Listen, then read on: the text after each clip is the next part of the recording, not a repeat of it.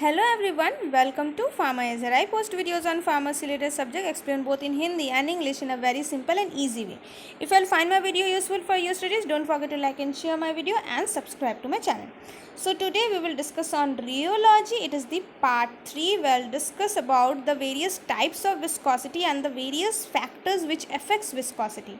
In part 1, I have talked about the rheology and then Newton's law of viscosity. In part 2, I have explained the various types of Newtonian and non-Newtonian fluids. So for that link मैं description box में add कर रही हूँ. So let's start today with the various types of viscosity. तो various types of viscosity are, first of all, kinematic viscosity. Kinematic viscosity means for any fluid or any liquid, kinematic viscosity क्या होता है?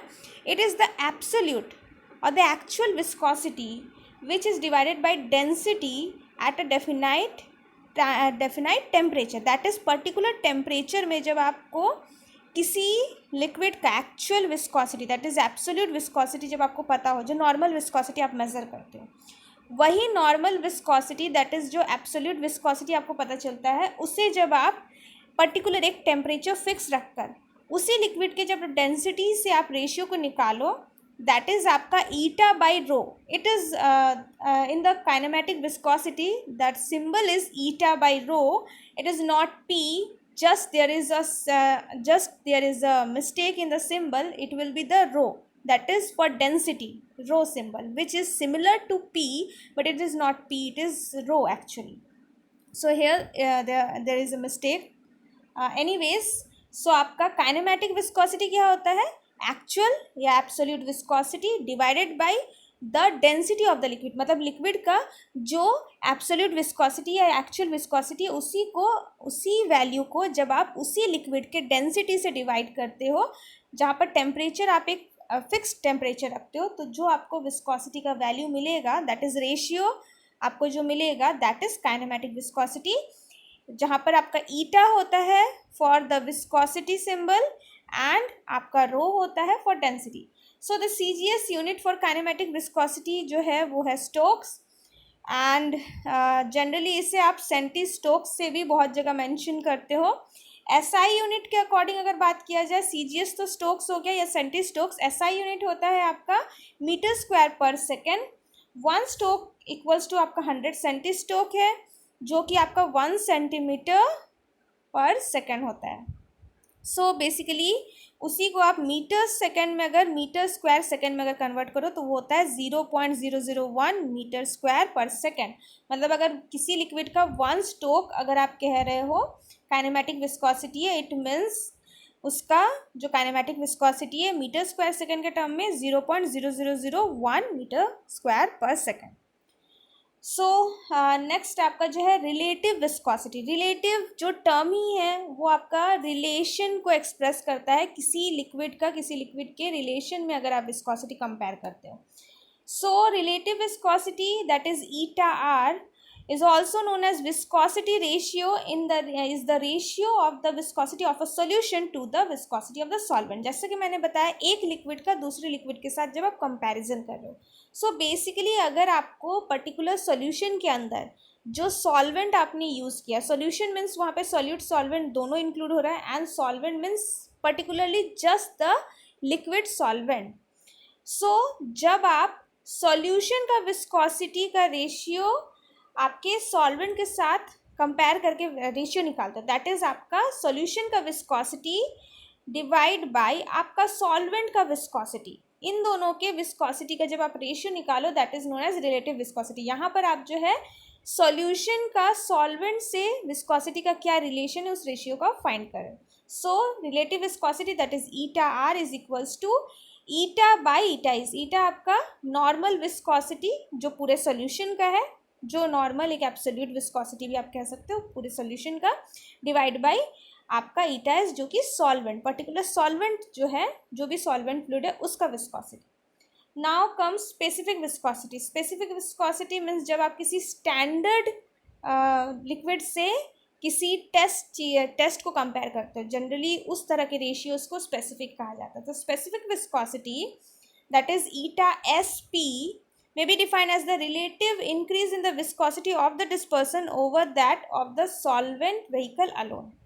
That is basically आप कह सकते हो ये आपका रिलेटिव विस्कोसिटी की तरह ही है, बस यहाँ पर आपका क्या देखा जाता है दैट आपका सॉल्यूशन का कितना विस्कोसिटी जो है वो इंक्रीज हो रहा है ड्यू टू सॉल्वेंट, जिसके लिए आपको क्या करना है सॉल्यूशन का विस्कोसिटी माइनस सॉल्वेंट का विस्कोसिटी आपको कर देना है। दैट इज जिससे आपको जब आप सॉल्वेंट का विस्कोसिटी को माइनस कर दोगे सॉल्यूशन के विस्कोसिटी से तो बचेगा क्या, दैट इज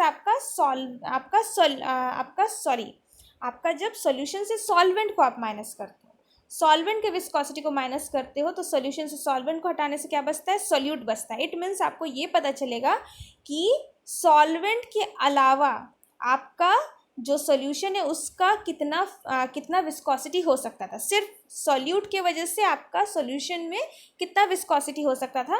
एंड इससे आपको ये भी पता चल जाएगा कि सॉल्वेंट ऐड करने से सॉल्वेंट के वजह से आपका कितना इम्पैक्ट पड़ रहा था उस विस्कोसिटी में। सो बेसिकली स्पेसिफिक विस्कोसिटी क्या होता है, दैट इज आपका relative increase in the viscosity, जो विस्कोसिटी आपका बढ़ा था ड्यू टू आपका सॉल्वेंट प्लस सॉल्यूट एंड उसी का रिलेशन अकेला सॉल्वेंट से आप कंपेयर करोगे, दैट इज अकेले सॉल्वेंट का विस्कोसिटी कितना है एंड जब उसी सॉल्वेंट को आप सॉल्यूशन फॉर्म कर रहे हो दैट इज सॉल्यूट के साथ, तो उसका विस्कोसिटी कितना ज़्यादा इंक्रीज हो रहा है।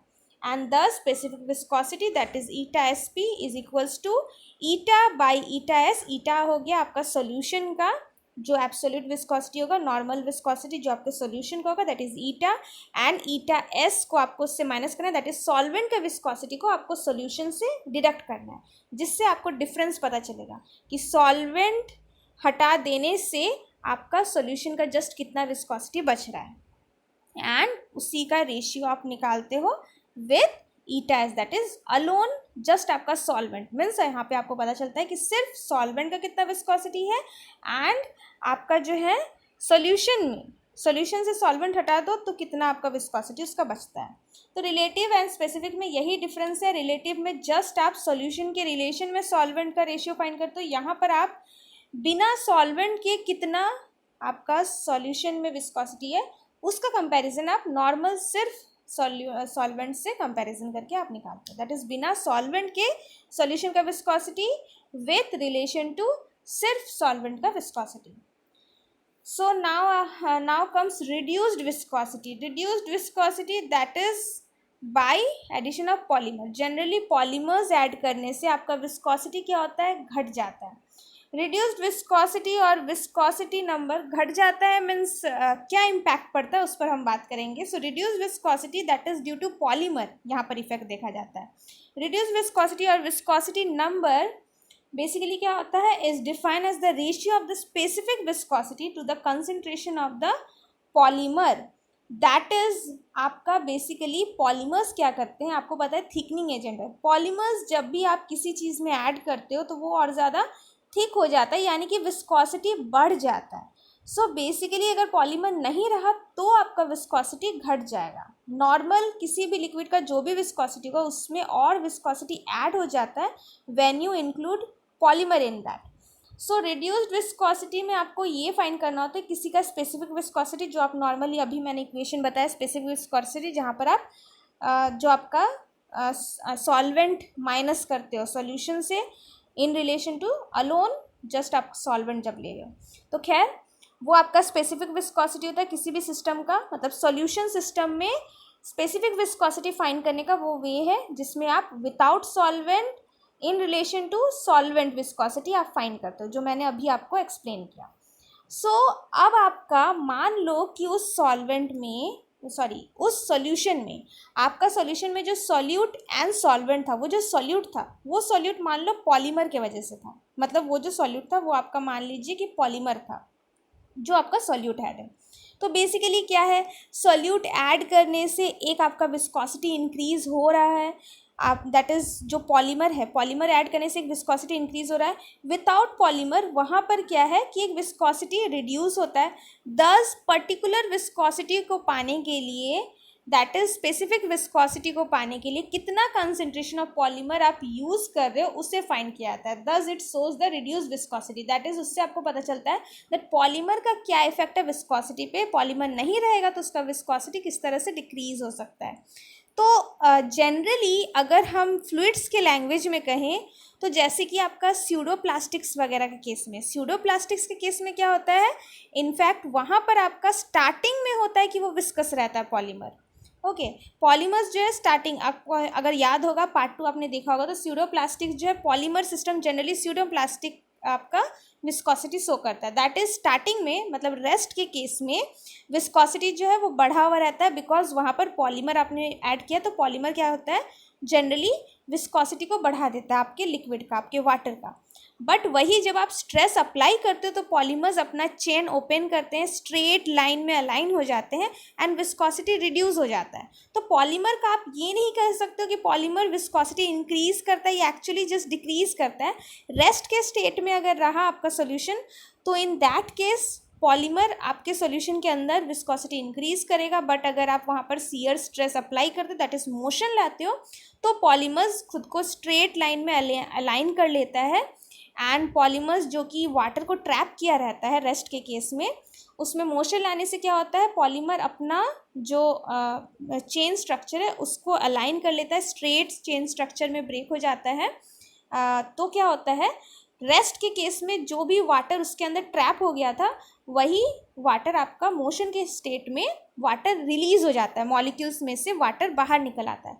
सो वाटर जब बाहर निकल आता है पॉलीमर के मॉलिक्यूल्स के ट्रैप के अंदर से, तो विस्कोसिटी जनरली आपका जो है घट जाता है, तो रिड्यूस होता है। सो बेसिकली आप ये जो टर्म है that is reduce viscosity due to the effect of polymer, वहाँ पर आप दोनों स्टेट में अलग अलग तरह से मिलेगा। दैट इज नॉर्मल अगर रेस्ट स्टेट में है तो वहाँ पे आपको विस्कोसिटी घटता नहीं नज़र आएगा, इंक्रीज नज़र आएगा। वही मोशन के स्टेट में ड्यू टू पॉलीमर आपका विस्कोसिटी जो है वो रिड्यूस नज़र आएगा। सो एनीवेज आपका रिड्यूस विस्कोसिटी स्पेसिफाई करता है कि पॉलीमर कितना आपका कंसंट्रेशन में है इन पर्टिकुलर सोल्यूशन, कितना कंसंट्रेशन में आपका पॉलीमर जो है वो प्रेजेंट है। सो दस आपके जो वेरियस विस्कोसिटीज़ हो गए, they are first of all kinematic viscosity जो आप एब्सोल्यूट विस्कोसिटी एंड देन उसके डेंसिटी से कंपेयर करते हो। Second comes the relative viscosity जहाँ पर आप क्या कर रहे हो, इन रिलेशन टू सॉल्यूशन आपका सॉल्वेंट का विस्कोसिटी का रेशियो आप देखते हो। Third comes your specific viscosity जहाँ पर आप विदाउट सॉल्वेंट सोल्यूशन का कितना विस्कोसिटी हो सकता है उसको आप फाइंड करते हो with relation to alone solvent, that is solution minus solvent viscosity divided by the solvent alone viscosity, वो हो गया। Next and the last one is आपका reduced viscosity that is due to polymeric system, आपका solution में viscosity motion में आने से, motion में नॉट इन स्टेट, मोशन में आने से पॉलीमर कितना विस्कोसिटी को रिड्यूस करा सकता है, अदरवाइज रेस्ट के केस में विस्कोसिटी इंक्रीज होगा। एनीवेज रिड्यूस विस्कोसिटी मीन्स आपका है कि पर्टिकुलर सॉल्यूशन का जो भी स्पेसिफिक विस्कोसिटी है, जो कि मैंने थर्ड पॉइंट पे आपको बताया स्पेसिफिक विस्कोसिटी, उस स्पेसिफिक विस्कोसिटी में आपका पॉलीमर का कंसेंट्रेशन क्या है। दस रिड्यूस विस्कोसिटी आपका है eta SP divided by C, that is the concentration of the polymer in that solution system. So with this हमारा टाइप्स कंप्लीट हुआ। Next comes the factors affecting viscosity. So various factors जो आपके viscosity को affect करता है, they are categorise into two types, that is intrinsic factors as well as extrinsic factor.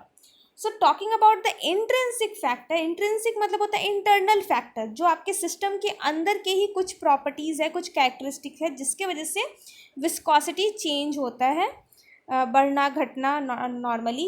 वो आपका कोई भी सिस्टम हो, सिस्टम तो खैर है ही, न्यूटोनियन नॉन न्यूटोनियन, उनका अपना इफेक्ट होता ही, अपना नेचर।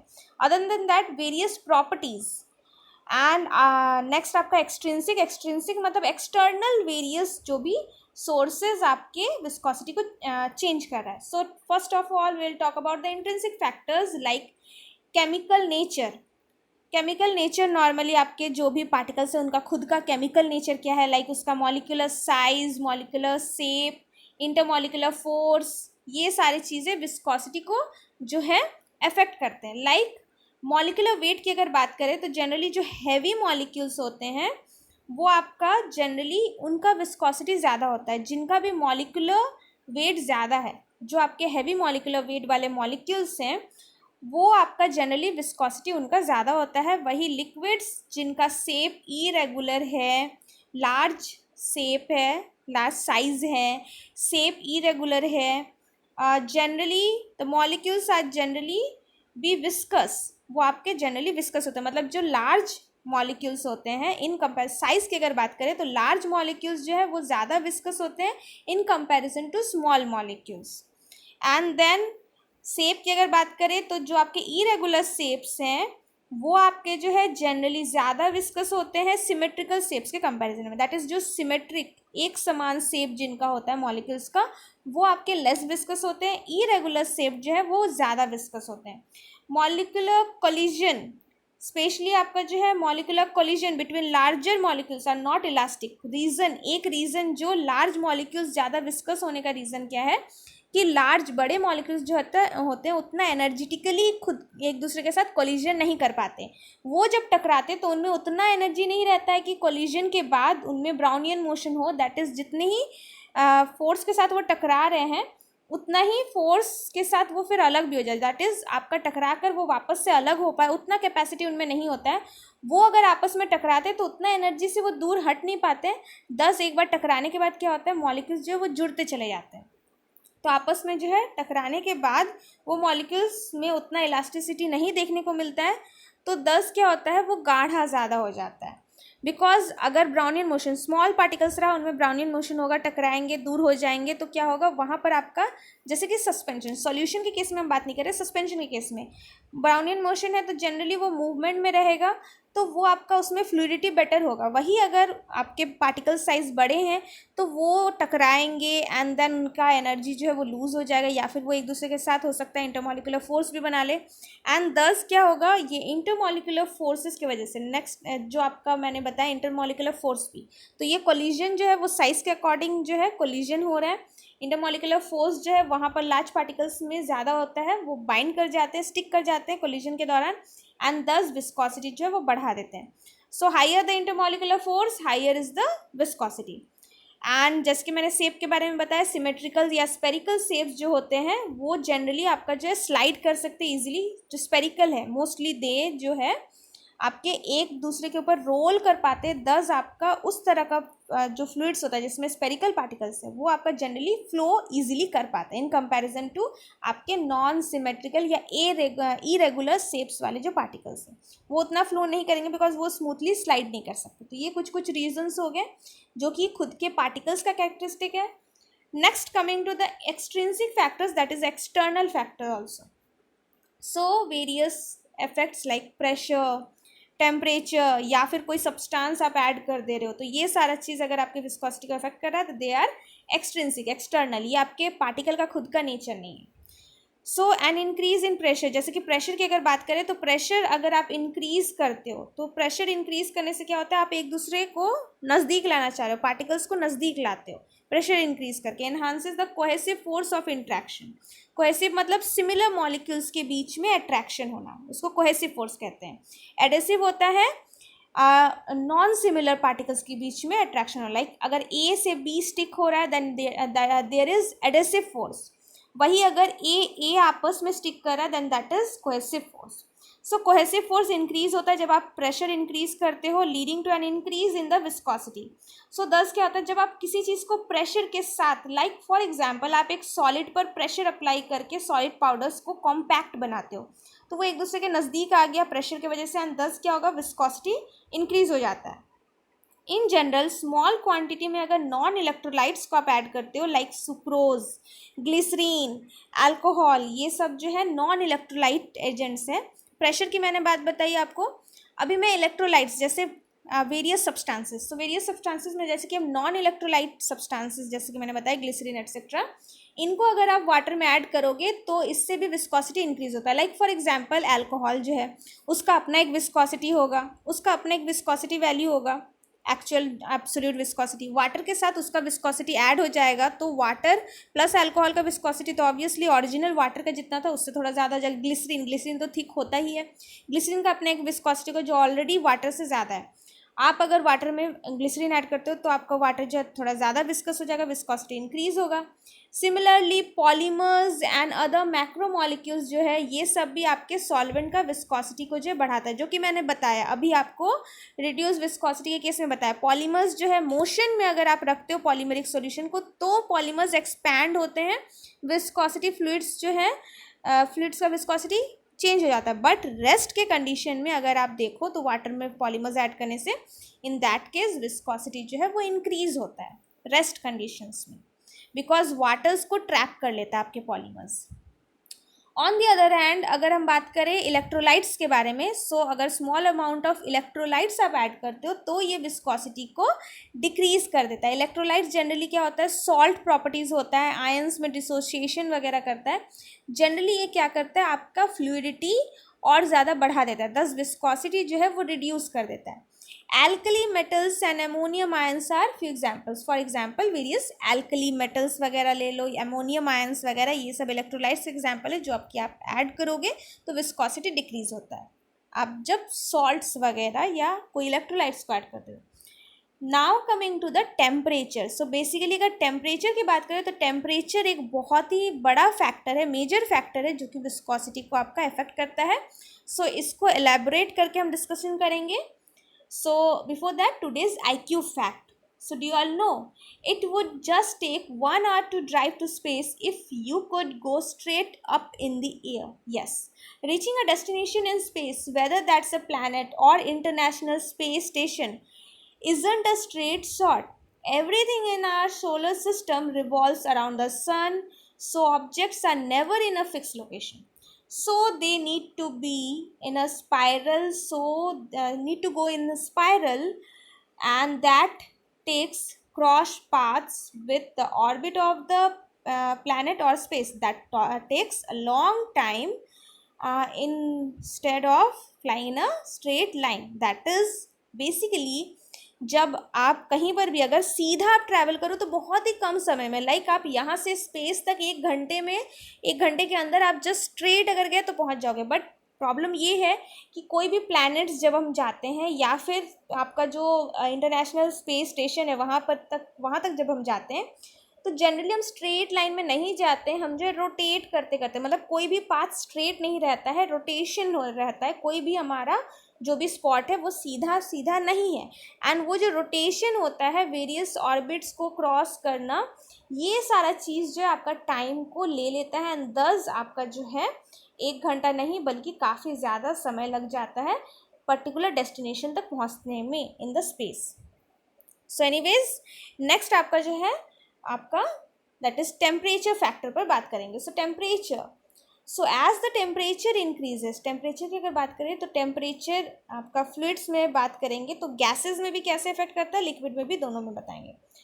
तो generally the system acquires thermal energy which facilitates the breaking of the cohesive force. Temperature देने से क्या होता है, मॉलिक्यूल्स के अंदर एनर्जी डेवलप हो जाता है, तो मॉलिक्यूल्स में एनर्जी का डेवलप हो जाएगा, मॉलिक्यूल्स जो है और फोर्स के साथ आपस में टकराना स्टार्ट कर देते हैं, मतलब लिक्विड्स वगैरह के केस में, या फिर मान लीजिए कि सस्पेंशन है तो वहाँ पे जो सॉलिड्स है उनके केस में भी होता है, सॉलिड एंड लिक्विड पार्टिकल्स दोनों में ये चीज़ होता है कि वहाँ पे क्या होता है, अगर वो थर्मल एनर्जी गेन करता है तो एनर्जी किसी भी चीज़ को और ज़्यादा अनस्टेबल बना देता है। अनस्टेबिलिटी के कारण क्या होता है, वो जनरली स्टेबल कंडीशन में क्या कर रहे थे, रेस्ट कर रहे थे या ज़्यादा गाढ़ा होकर थे, वही आपका जो है आपस में मान लीजिए मॉलिक्यूलर फोर्स भी था, वो मॉलिक्यूलर फोर्स ब्रेक होने लगेगा क्योंकि वो आपस में जो है कोलिजन करना चाहेंगे ड्यू टू एनर्जी, उनमें एनर्जी आ जाए, दस वो आपस में कोलिजन करना चाहेंगे, उनका आपस का जो बॉन्ड्स है वो ब्रेक होने लगेगा, एंड दस विस्कोसिटी जो है इन दैट केस लिक्विड आपका डिक्रीज हो जाता है। यहाँ सिर्फ सॉलिड का तो बात नहीं हो रहा है, सस्पेंशन भी अगर है, सॉलिड पार्टिकल्स अगर है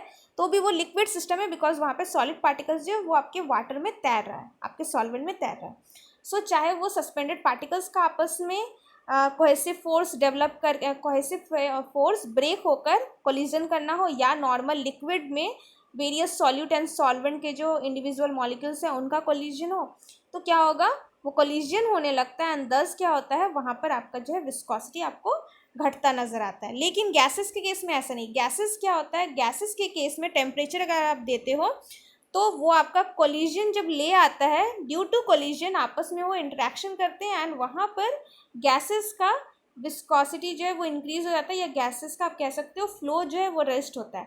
मोस्टली आपका क्या है, गैसेस में आपको पता है नॉर्मल जो आइडल गैसेस है, आइडल गैसेस में मॉलिक्यूल्स के बीच में कोई फोर्स नहीं है, मॉलिक्यूल्स जो है वो अपना इंडिविजुअली रैंडमली यूं ही घूमते ही रहते हैं। बट वहाँ पे अगर आप टेम्परेचर ला रहे हो तो वो जो नॉर्मली अपना फ्री मॉलिक्यूल्स रोटेट कर रहे थे, आप उन मॉलिक्यूल्स में कोलिजन ला रहे हो।